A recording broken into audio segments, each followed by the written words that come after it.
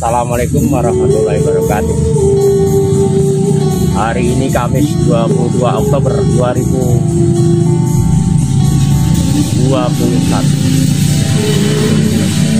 Kita buat pribadi, gue sendiri, tujuannya adalah mengenalkan tempat bersejarah masa penjajah Belanda di Magelang. Untuk kesempatan ini saya bertujuan mengunjungi Museum Diponegoro yang ada di Karesidenan wilayah Kediri. Karena ini sudah siang dan kita sudah janjian dengan pemandunya di sana, maka dari itu marilah kita menuju ke Museum Diponegoro.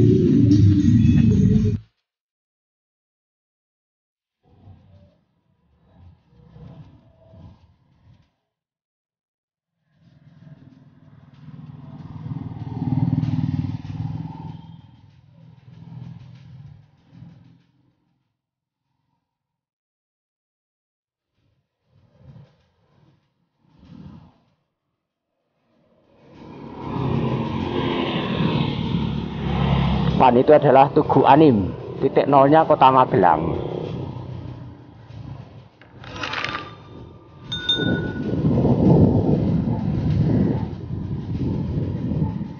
Ini alun-alun bagian selatan yang berhadapan dengan kantor Polresta. Depan adalah Masjid Agung Kota Magelang yang berada di sisi barat alun-alun Kota Magelang.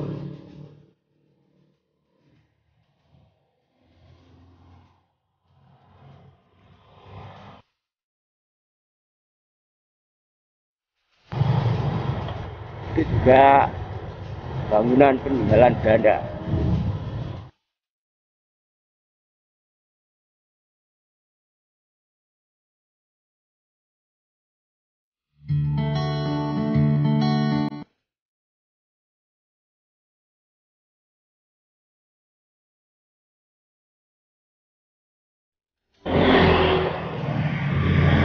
Ini kita berhenti di Quick School Floor Kabupaten Magelang. Jadi ini bangunan juga peninggalan zaman penjajahan Belanda.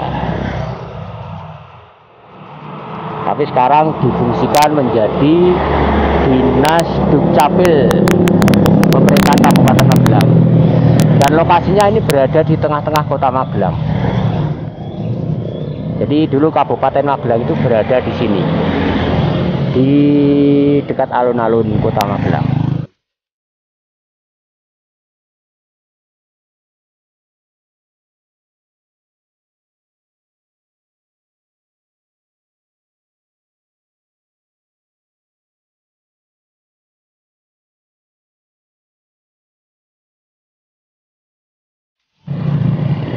Kedu Surakarta. Ini menunjukkan tulisan ejaan lama. Kedue Surakarta. Berarti memang benar-benar ini peninggalan masa penjajahan Belanda. Dan ternyata di sini itu ada museum yang kabarnya ini adalah tempat pertama kalinya dicetak uang Republik Indonesia. Museum BBKR.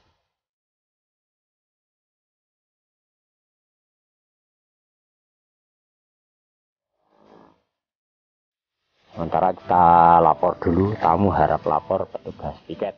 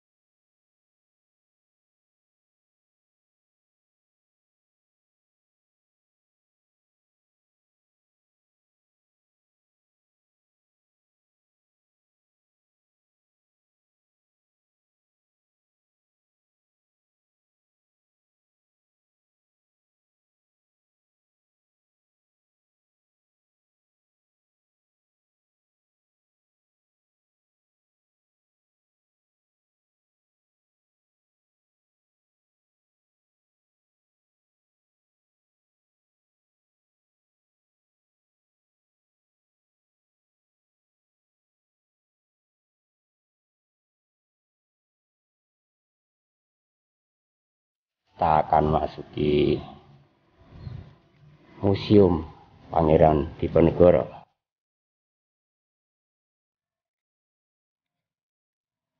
Assalamualaikum. Perkenalkan saya Bu. Halo Sunario, pemandu mesin Diponegoro. Dalam soan mriki menika tujuanipun badhe mengenalkan Museum Diponegoro, yang mana katanya di jalannya itu ada peninggalan-peninggalan dari beliaunya Pangeran Diponegoro yang saat itu diajak berunding oleh Belanda yang waktu itu tekok ya, Jenderal Tekok gitu. Tapi ternyata katanya Belanda berkhianat dan prajuritnya Pangeran Diponegoro dilucuti di depan Karsidenan, dan Pangeran Diponegoro sendiri akhirnya ditangkap dan diasingkan ke Manado, kemudian dibuang ke Makassar dan wafat di sana. Kabarnya gitu ya Pak ya. Nah, untuk mengenalkan sejarah pada anak-anak bangsa, maka perkenalan kami untuk diterangkan bagian-bagian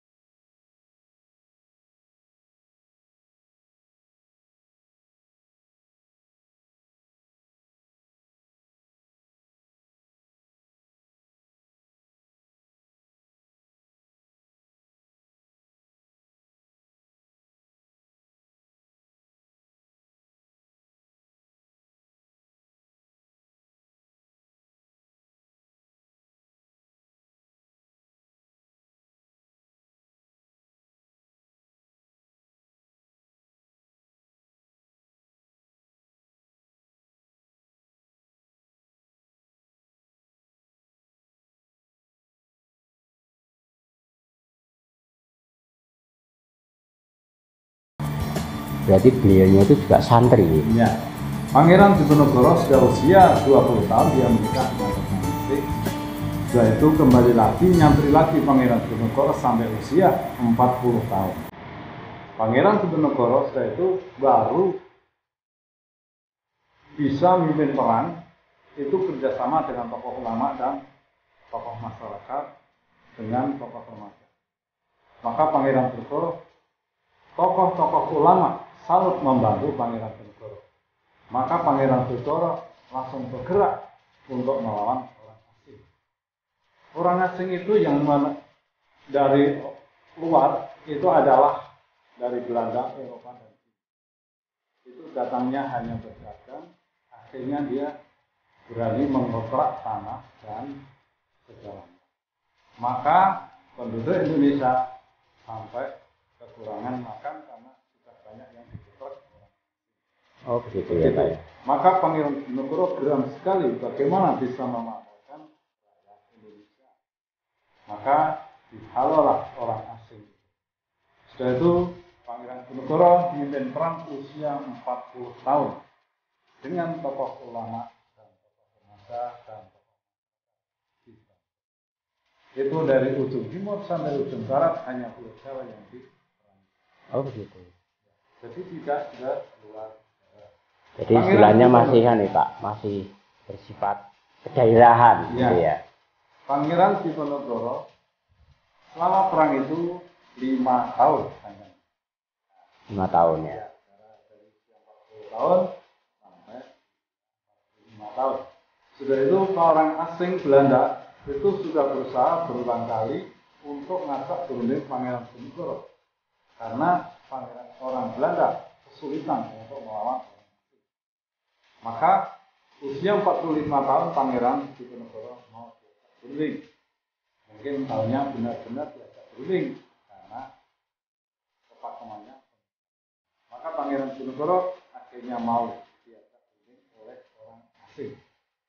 Ya, terus dari Yogyakarta menuju Magelang dikawal 100 pasukan dan anak istrinya. Jadi Garwane juga ikut ke Magelang. Selama perjalanan Pangeran Diponegoro dikawal pasukan 100 dan anak istrinya menuju Magelang. Setelah itu sampai di pintu gerbang sana, boleh masuk tapi nggak boleh bawa senjata. Sesudah dikasih di sini. Nah, sesudah masuk di sini, ternyata di dalam ini sudah disiapin pasukan yang lebih dari 100. Pasukan Belanda waktu itu. Pasukan Belanda yang senjata sudah lengkap. Maka terjebaklah Pangeran Diponegoro dan pasukannya sesudah masuk di lokasi. Nah, sampai lokasi ini gedung ini dibangun tahun 1810. 1810. Seperti itu gedungnya. Nah, sudah itu. Oh itu. Sudah itu tahun 1810 gedungnya nilainya besar. Tahun 1900 ada goncangan gempa bumi, maka banyak yang rusak tiangnya, maka terus diganti ke sini. Gedung ini masih penuh megahnya seperti ini tahun 1910. Jadi itu dulu bukan besi ya Pak ya? Dulu pilar-pilar biasa. Oh, masih pilar-pilar beton-beton mungkin ya Pak ya? Banyak beton ditoto saja, terus dipoles pakai, dulu nggak pakai semen, hanya istilahnya gepukan boto. Nah, itu hanya boto, masir, gamping, bulat, itu baru dimainkan. Iya. Tapi keahliannya orang dulu itu cara sekarang bikin, besok atau besoknya baru dimainkan. Jadi bisa sekali seperti dengan lot. Oh. Nah, setelah itu Pangeran Diponegoro sampai di sini, maka pasukannya terjebak semuanya, terus Pangeran Diponegoro yang masuk di lokasi. Inilah tempat perundingan Pangeran Diponegoro yang disebut Museum. Ruangan ini adalah tempat ruang perundingan sekalian tempat penangkapan Pangeran Diponegoro. Ya, bekas-bekasnya ini 4 kursi. 4 kursi ini adalah yang dulu untuk perundingan Pangeran Diponegoro. Ini yang direnggai Pangeran Diponegoro. Yang ini ya Pak ya? Ya, ini. Yang ini ya. Yang ada cerita guratan hastane, tangane itu. Iya. Di bawah itu, tongkal itu. Oh yang itu, di bawah itu? Yang sini, ini Jenderal Dekok. Yang ada di sebelah utara ini Pak ya? Di sana Mr. Rais Guru Bahasa. Siapa? Rais Guru Bahasa. Oh gitu. Ya itu kosong. Ini kosong. Oh jadi inilah waktu itu pakai jubir juga Pak? Ya, inilah 4 kursi dan serta meja yang dulu bekasnya untuk perundingan Pangeran Diponegoro. Belum panjang lebar menyampaikan Pangeran Diponegoro pada orang asing, maka Pangeran Diponegoro sudah ditangkap di dekat sini. Jenderal Dekok sudah berpasukan untuk menangkap Pangeran Diponegoro, maka tertangkap. Oh iya. Ini ada tulisannya. Kursi yang diduduki Pangeran Diponegoro dalam perundingan dengan Jenderal Dekok. Setelah itu Pangeran Diponegoro sesudah ditangkap langsung dibawa keluar. Itu langsung langsung dibawa ke pengasingan, yaitu menuju Ungaran, Semarang, Jakarta dalam sekejap 1 hari itu juga. Jadi tidak langsung dibawa ke ya, tidak menginap. Manado itu. Kalau ada cerita yang menginap, nah itu monggo. Oh begitu ya. Kalau itu untuk ceritanya Pangeran Diponegoro sudah ditangkap langsung dibawa ke pengasingan, maka menuju Ungaran, Semarang, Jakarta, langsung menuju ke luar Jawa. Dia berpindah-pindah selama 25 tahun dalam pengasingannya. Jadi Pangeran Diponegoro itu tidak menetap harus 1 minggu di sini, enggak. Itu bisa 1 hari pindah, 1 minggu pindah, 1 bulan pindah, 1 tahun pindah. Nah, seperti itulah cara membawa Pangeran berarti ke pengasingan. 45 tahun ditambah 25. Ya. Berarti usia beliau wafat pada 70 tahun ya? Ya. Pangeran Diponegoro setelah itu sampai di ujung Pandang Makassar, itu markasnya Hasanuddin yang sudah dikalahkan oleh orang asing juga. Maka untuk domisili Belanda untuk menahan Pangeran Diponegoro sampai usia 70 tahun. Sudah tiada, maka terus karena dipisah sama istrinya, maka istrinya sudah tahu, maka terus dirawat oleh istrinya dan dimakamkan di samping markasnya Hasanuddin di ujung Pandang Makassar. Itulah cerita Pangeran Diponegoro dari lahir sampai tiadanya di ujung Pandang Makassar. Sekarang peninggalannya ini coba terbuat dari kain santum berasal dari Tiongkok. Tingginya 170, lebarnya 120. Ini sewaktu perang juga dipakai dan untuk berundingan di sini masih dipakai. Maka sudah begitu mau berangkat baru dilepas kasihkan Raden Mas Junet, putra yang dari Jogja ikut mendampingi. Raden Mas Junet. Ya, maka terjadi ke Jogja sebagai sejarah. Oh gitu.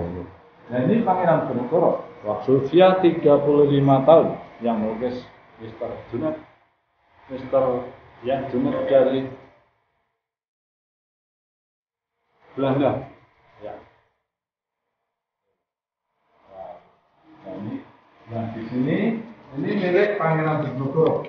Ini ada 7 macam minuman: air putih, mentah mata, kopi, teh, jahe, berbagai dan seperti ini kalau sedang mengumpulkan tepung lama bisa untuk berapa cangkir. Jadi tidak hanya untuk 3 cangkir, 5 cangkir, bisa untuk 10 cangkir.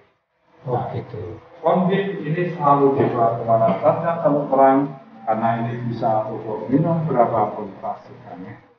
Bisa untuk 50, 100, bisa. Jadi tergantung jumlah pasukannya berapa pasti cukup ya? Oh gitu. Ini lukisan Raden Saleh menerangkan Pangeran Diponegoro sedang mau dibawa ke pengasingan. Nah, di depan pembaca. Nah, inilah. Jadi ini yang melukis Raden Saleh. Ya. Ini lukisan Raden Saleh. Dan ini balai-balai tempat sholat Pangeran Diponegoro selagi di desa berangkat melakukan berlengkap untuk Jawa Tengah. Dia sedang nyantri dengan dia cuma saat ini. Ini balai-balai di saat Pangeran Diponegoro nyantri di Kebumen. Ya, bisa berangkat sama mengungkap Kebumen sama. Oh, begitu ya. Dan ini kitab takrib yang berisi siasat perang dan hukum Islam. Kitabnya Pangeran Diponegoro setelah Bibi. Nah, ini kitab takrib, siasat perang. Ya. Jadi perang gerilya yang dilakukan oleh beliau Pangeran Diponegoro itu diambil dari kitab takrib ini, Pak. Ya. Oh iya. Itu lukisan dan besok menerangkan Pangeran Diponegoro perang dengan Belanda di Bukit Menoreh, Borobudur. Itu yang melukis juga Raden Saleh. Daud Yusuf, sana Raden. Oh, Daud Yusuf. Ya. Tapi bukan Daud Yusuf yang jenderal itu.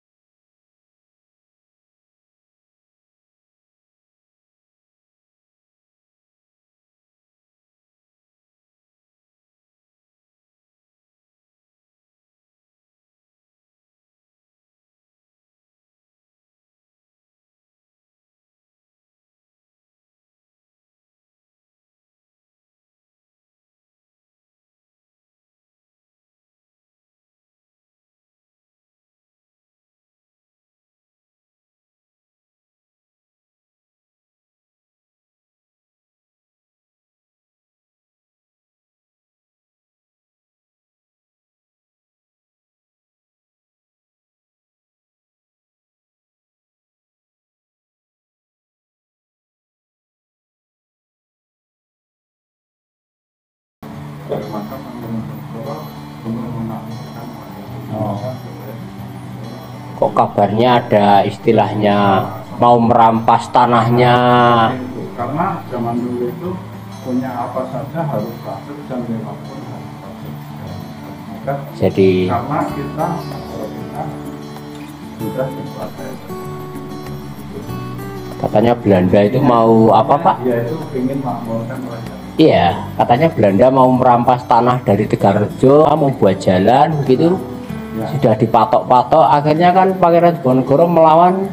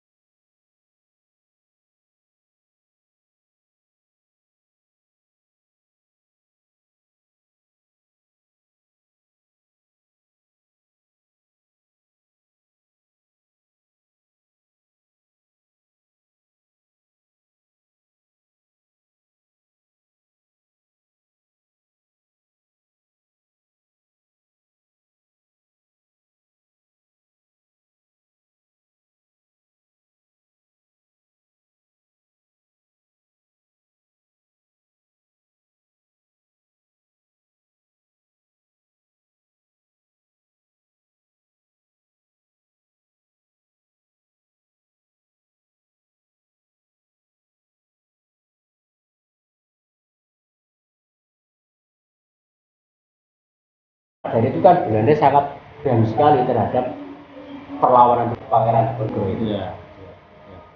Begitulah perjuangan Pangeran Diponegoro. Intinya hanya ingin makmurkan rakyat kecil.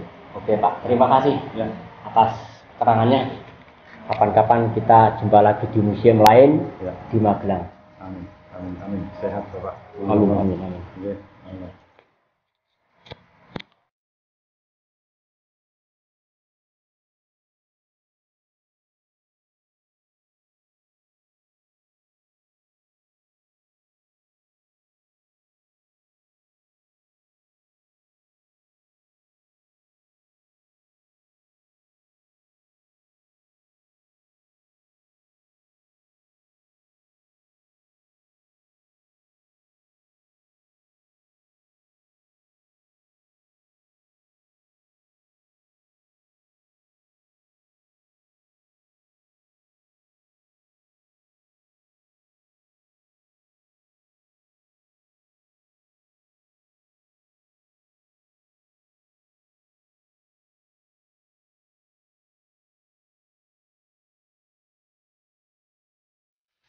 Halo bro. Pak.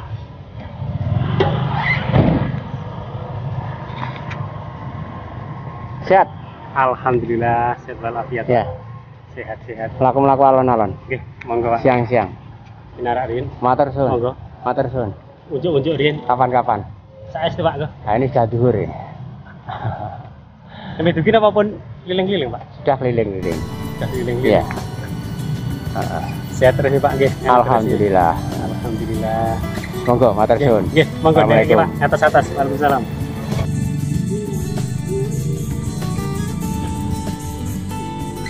Terima kasih. Selamat siang.